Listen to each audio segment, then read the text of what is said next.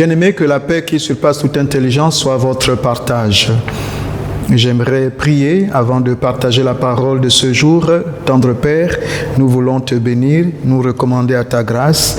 Merci encore pour ces moments de méditation. Tu disposes nos cœurs, nos reins et tu viens au secours de ton serviteur par ta parole et ton Esprit Saint en nous. Au nom de Jésus.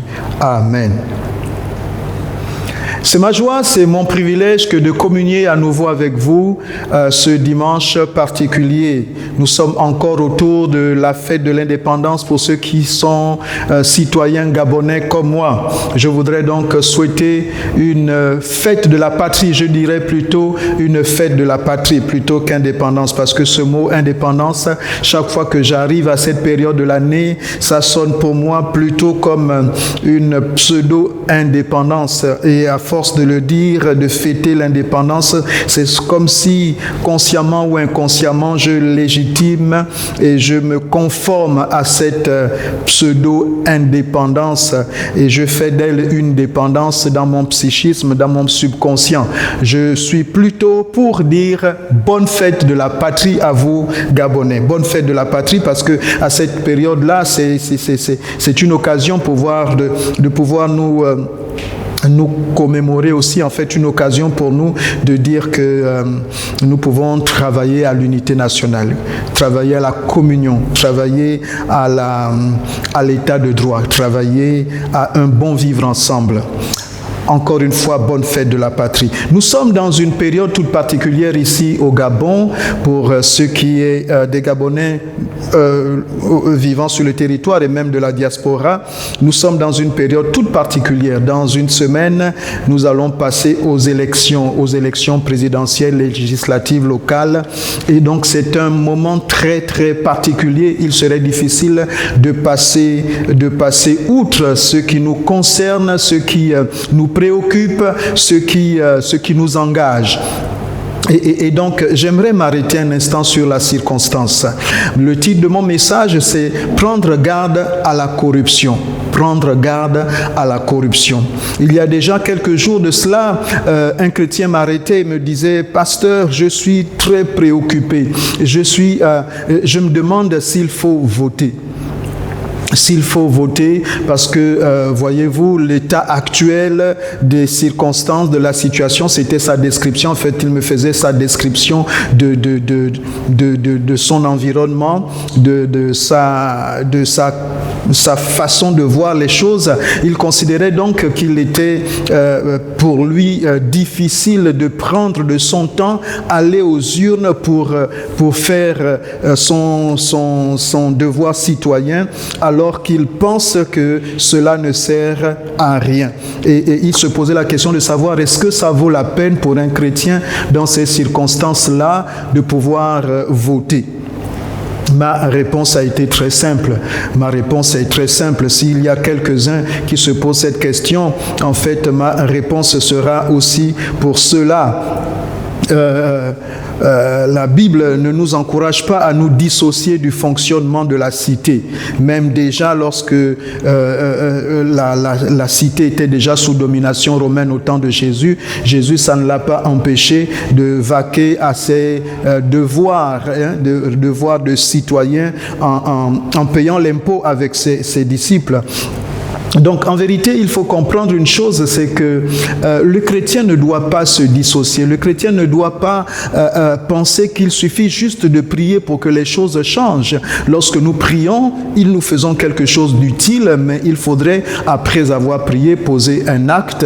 Et donc, nous prions et nous agissons sur le temporel. Et donc, les choses ne changent pas toutes seules. Lorsque Dieu veut utiliser, lorsque Dieu veut nous bénir, il passe aussi par quelqu'un de physique que nous voyons. Il n'y a pas de manne qui tombe du ciel. Cela, c'était dans l'Ancien Testament, c'est arrivé une fois.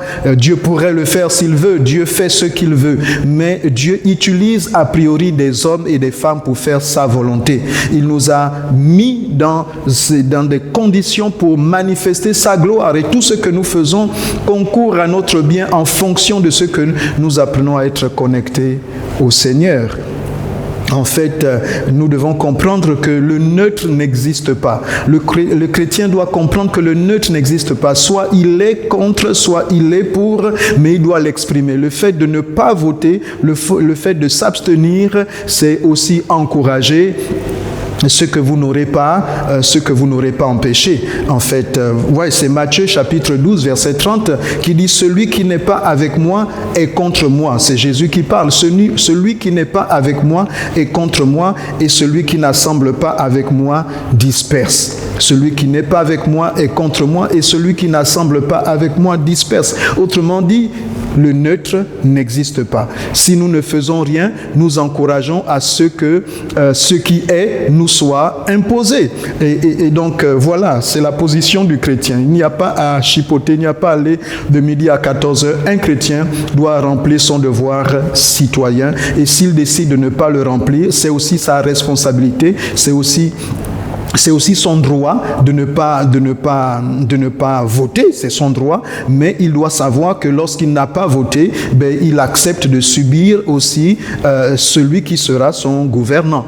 Il accepte donc implicitement de se soumettre à ce qui lui sera imposé par son non-vote. Parce que le non-vote, c'est aussi une expression. C'est une expression que de dire que peut-être que je respecte, peut-être que je m'oppose d'une certaine façon, je m'exprime, je marque mon mécontentement d'une certaine façon, mais le revers, c'est que de l'autre façon, le train continuera à avancer sans vous, ou alors avec vous à la remorque. Vous serez obligé de suivre. Donc, prier et agir, c'est ma grande recommandation. Je disais, prendre garde à la corruption, donc j'encourage les gens à aller au vote, mais en même temps à prendre garde à la corruption. Votons et prenons garde à la corruption. Lorsqu'on parle de corruption, cela n'a plus besoin de tellement de dessins. Nous sommes surtout dans une période comme celle-ci, période électorale, nous comprenons ce qu'est la corruption. En fait, la possibilité de faire aux autres ce qui est à notre avantage en utilisant notre pouvoir, notre position de pouvoir pour obtenir de façon illégale ce qui ne serait pas à nous. En fait, la corruption, mais il y a le corrupteur, il y a le corrompu, les deux sont sous la même enseigne. Je crois que nous devons dans cette situation, dans cette période, faire d'autant plus attention à ne pas nous laisser entraîner par la corruption. D'autant plus que la Bible parle de la corruption d'une autre façon. En fait, nous, lorsque nous voyons la corruption, nous voyons plutôt la position que nous pouvons avoir en abusant de notre pouvoir ou en profitant d'une situation. Nous voyons quels seraient nos avantages a priori, à court terme. Nous voyons que dans la corruption, c'est se mettre dans une position de jouissance, une position de profit, donner, faire des pots de vin ou accepter des pots de vin. Nous ne voyons là que la situation de profit. Mais la Bible nous présente la corruption dans une position tout autre. Et d'ailleurs, en fait, le mot corruption a deux sens en vérité. Il a le sens le sens premier que nous venons de décrire, celui qui consiste à abuser d'une position, à abuser d'un droit, à abuser d'un pouvoir. Mais il a une autre connotation, c'est celui de détérioration. En fait, même le dictionnaire présente deux définitions. Il présente aussi la corruption comme le processus par lequel, si c'est un mot, si c'est une expression ou encore une personne, en fait, si c'est pour un mot, une expression, on dira que la corruption, c'est le processus par lequel ce mot, cette expression passe de son état d'origine à un état considéré comme erroné ou dégradé. Et pour une personne qui serait corrompue, ce serait une personne qui serait passée donc de son état normal, son état d'origine, à un état dégradé, à un état de déchéance, à un état de dégradation, de perdition, voilà, la corruption. La corruption, c'est celle-là. Et c'est pourquoi je dis de faire attention, de prendre garde à la corruption. La corruption, c'est comme un ver dans un fruit. Nous voyons dans l'apparence de belles choses, mais à l'intérieur, ça ne fait que nous grignoter. Et puis, lorsque nous rendons compte, c'est bien trop tard, le fruit est irrécupérable. Le fruit devient immangeable. Le fruit devient immangeable. Et de temps après temps, avec l'avancée des temps et des circonstances de la vie, nous nous rendons compte des méfaits de la corruption. C'est pourquoi je voudrais encore ici interpeller les uns et les autres à faire attention à la corruption, parce que si la corruption finit par être notre état d'âme qui est corrompu, c'est dangereux pour nous-mêmes. C'est dangereux pour nous-mêmes. La Bible dit en Matthieu au chapitre 5, verset 13, en Matthieu au chapitre 5, verset 13, dit « C'est vous qui êtes le sel de la terre. » C'est vous êtes le sel de la terre, vous êtes le sel de la terre. Dans une autre version, c'est vous qui êtes le sel de la terre. Mais si le sel perd sa saveur, avec quoi la lui rendra-t-on? Il ne sert plus qu'à être jeté dehors et foulé aux pieds par les hommes. C'est vous qui êtes le sel de la terre. Et donc, si je pouvais reprendre ce verset avec le mot corruption, je dirais, c'est vous qui êtes le sel de la terre, mais si le sel est corrompu, avec quoi lui rendra-t-on sa saveur? Si le sel est corrompu, comment lui rendra-t-on sa saveur? Il ne sert plus qu'à être jeté dehors et foulé aux pieds. Oui, la corruption, c'est quelque chose de très, très, très vicieux. Très vicieux. Nous ne nous rendons pas compte, mais un jour, j'avais perdu mon téléphone.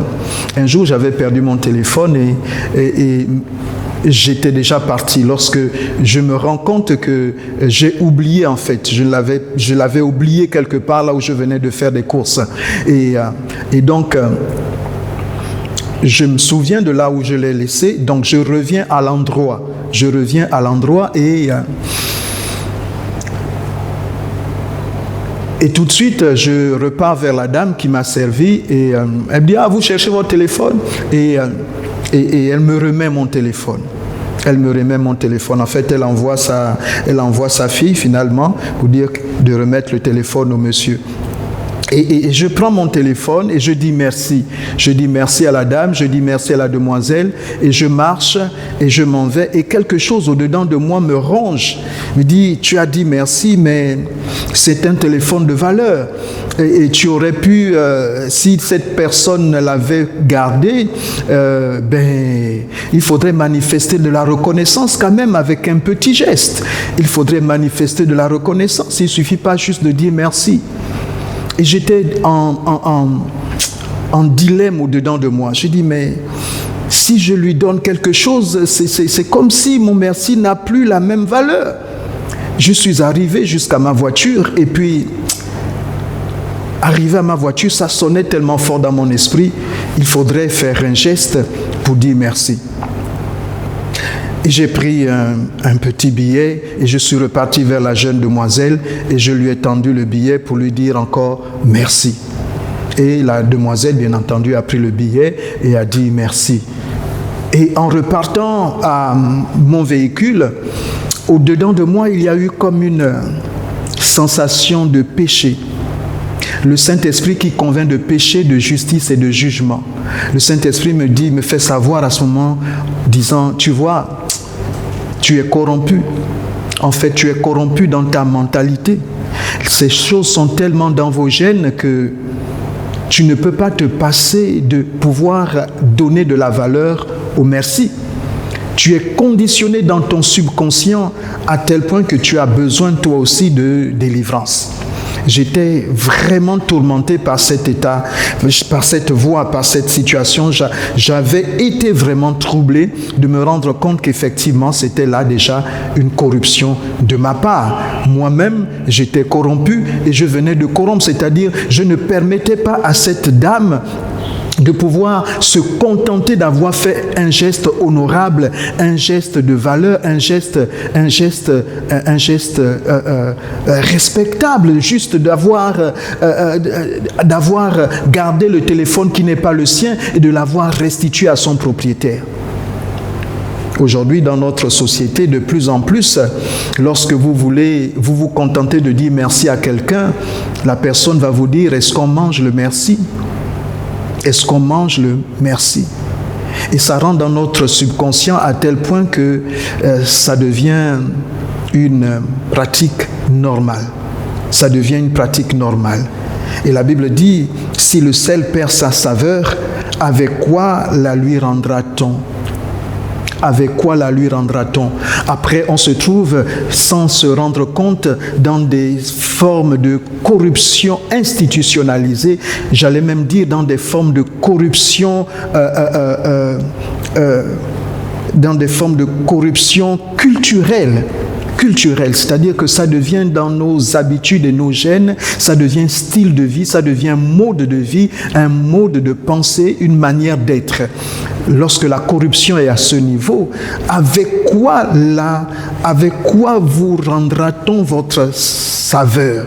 Avec quoi vous rendra-t-on votre saveur? Vous n'êtes plus bon qu'à être jeté au feu et foulé aux pieds. La corruption, c'est la gangrène, c'est le cancer de la plupart des sociétés, c'est le cancer de l'humanité. On ne se rend pas compte parfois, mais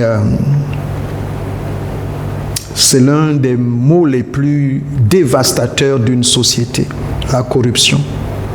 Tantôt, je vous disais que je préférais dire bonne fête de la patrie, mais parce que dès le commencement de l'indépendance, cette indépendance a été obtenue sous des accords viciés de corruption, viciés de manipulation. Et aujourd'hui, on en fait encore les frais. Aujourd'hui, on peut, lorsque nous faisons le bilan, nous rendre compte effectivement que nous sommes bien loin encore de parler d'indépendance. Et ceux qui sont nos colons essayent de toutes les façons de garder le joug sur leur colonie, de garder l'emprise sur leur colonie.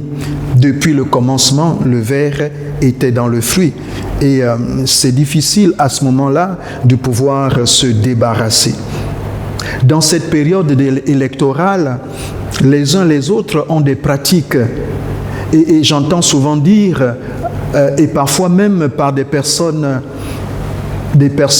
responsables, respectables et honorables, des personnes dire, lorsque vous allez dans les meetings, prenez l'argent qu'on vous donne et de toute façon, c'est votre argent.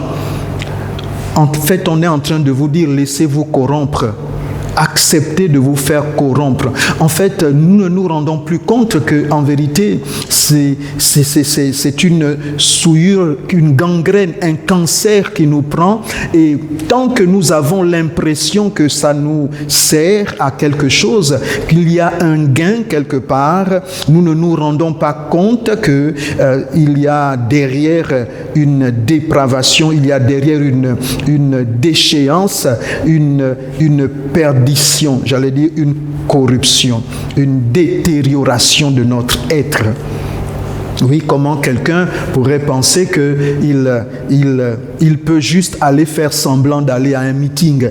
Vous n'avez plus de valeur. Vous faites semblant d'aller à un meeting en portant des t-shirts avec lesquels vous n'avez aucune adhésion, aucun lien d'appartenance, aucune idéologie, aucune adhésion, aucune appartenance, mais vous le faites juste pour avoir de l'argent. juste pour un temps. Et puis après, vous vous dites, de toute façon, je voterai qui je veux voter. Je prends l'argent qu'on me donne et ensuite je vote qui je veux voter. Mais vous êtes incorrompu. Il faudrait le savoir. Et quand vous êtes dans cette situation, vous ne serez pas meilleur après avoir voté. Vous ne serez pas meilleur après avoir voté. Il n'y a que le Saint-Esprit qui pourrait vous faire comprendre que c'est un état de corruption, c'est-à-dire vous reniez vous-même. Si vous êtes le sel, vous devez avoir vous devez garder votre vertu de pouvoir apporter la salinité, de pouvoir protéger. En fait, le sel, c'est celui qui donne du goût, qui donne de la saveur, mais le sel aussi lutte contre la pourriture. Le sel, s'il est corrompu, à quoi nous sert-il finalement? Et donc, pendant ces moments de corruption, pendant ces moments d'élection, prenez le temps de faire attention à ne pas vous laisser corrompre. Prenez le temps de ne pas vous laisser, de ne pas rentrer dans ce jeu de corrompus et de corrupteurs.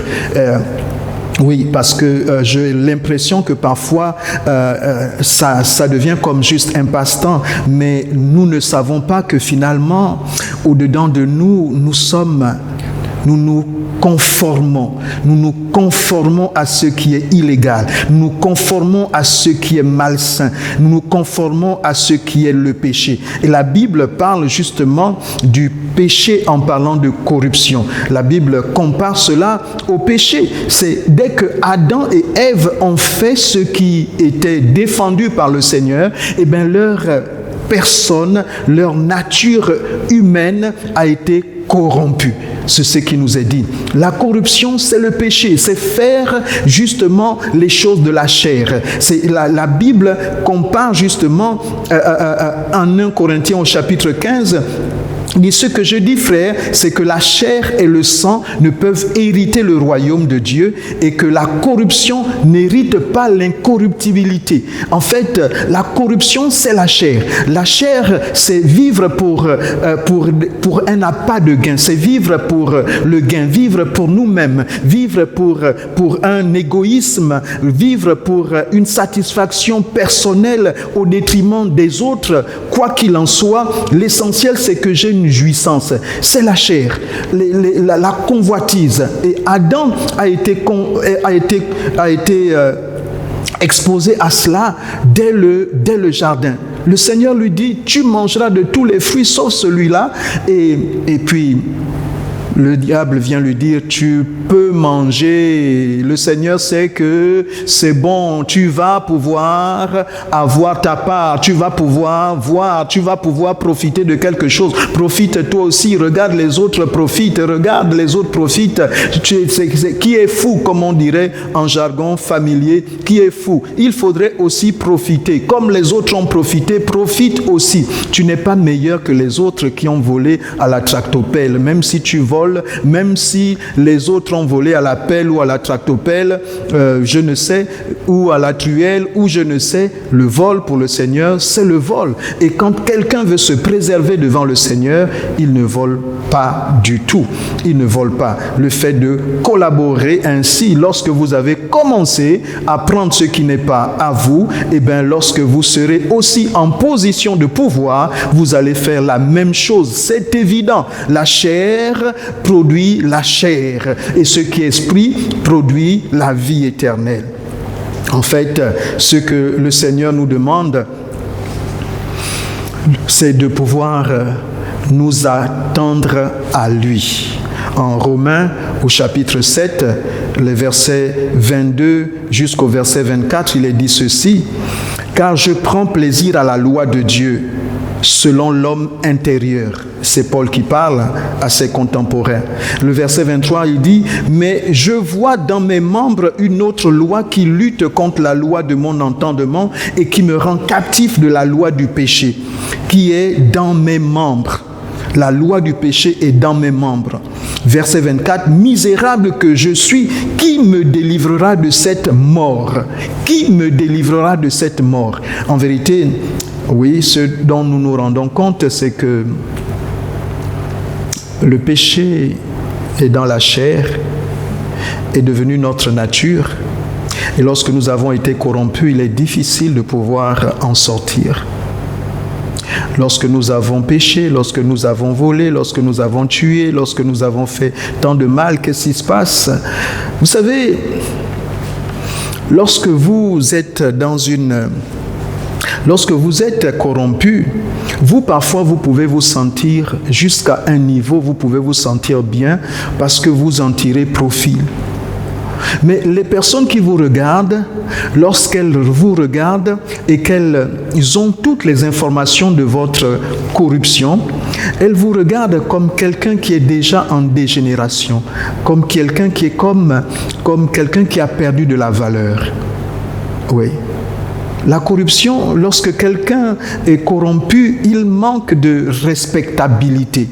Les gens vous manquent de respectabilité, vous manquez d'honneur, vous manquez d'honneur. On ne vous regarde plus comme quelqu'un de valeur. On vous regarde comme quelqu'un de corrompu, donc quelqu'un qui a perdu de son essence, perdu de sa nature divine. Oui, le corrompu, c'est cela. C'est celui qui a perdu de sa nature divine. Et quand vous le mettez dans une situation, il risque de faire des dégâts. Vous le mettez dans une situation encore de profit, d'avantage et de pouvoir. Il risque de faire des dégâts s'il n'est pas régénéré. Et de cette dégénérescence, il faut un processus de régénération qui nous est apporté par la puissance de l'Esprit de Dieu.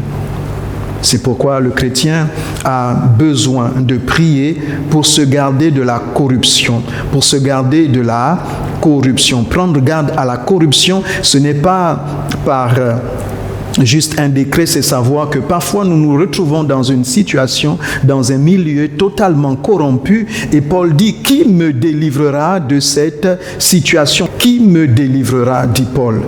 En Romains que nous avons lu tout à l'heure, Romains chapitre 7, verset 24. Romains chapitre 7, verset 24. Misérable que je suis, qui me délivrera de cette mort? C'est alors que je vais inviter les uns les autres, encore plus que davantage, plus que jamais,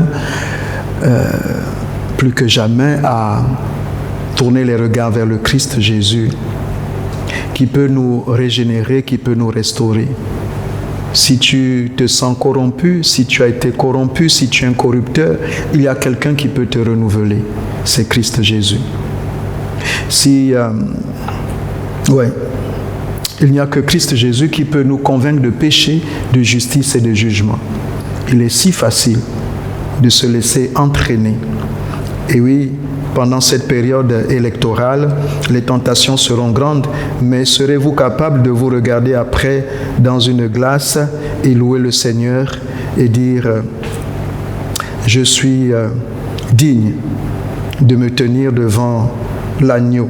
Parce qu'il nous est dit que le corrompu ne peut pas hériter de ce qui est incorruptible. 1 Corinthiens chapitre 15, verset 50. Ce que je dis, frère, c'est que la chair et le sang ne peuvent hériter le royaume de Dieu et que la corruption n'hérite pas l'incorruptibilité. C'est pourquoi il nous faut être nés de nouveau pour hériter le royaume des cieux. Il nous faut être nés de nouveau et c'est par l'Esprit de Dieu que nous pouvons avoir part à l'héritage des saints. Si nous vivons par la chair, la Bible dit, nous vivons par la foi au Fils de Dieu qui nous a aimés le premier et qui s'est sacrifié de lui-même pour nous. Parce que par la chair, nous ne pouvons pas faire l'œuvre de Dieu. Nous avons besoin de marcher par l'Esprit. Marchez par l'Esprit et vous n'accomplirez pas les œuvres de la chair. Nous avons davantage besoin de marcher par l'Esprit en ces temps de campagne préélectorale. Je souhaite à chacun bonne campagne électorale. Je souhaite à chacun de pouvoir faire le bon choix. Je souhaite à chacun d'avoir la bonne inspiration. Je souhaite à chacun de remplir son devoir citoyen et de le remplir en prenant soin de ne point se laisser corrompre, en prenant soin de pouvoir marcher avec conviction. Ce qui n'est pas le fruit d'une conviction est un péché. Prendre garde à la corruption. Sinon, nous pourrons être encore dans quelques années en train de courir après notre indépendance. Que Dieu nous bénisse. Je prie pour le Gabon. Nous prions actuellement pour le Gabon afin que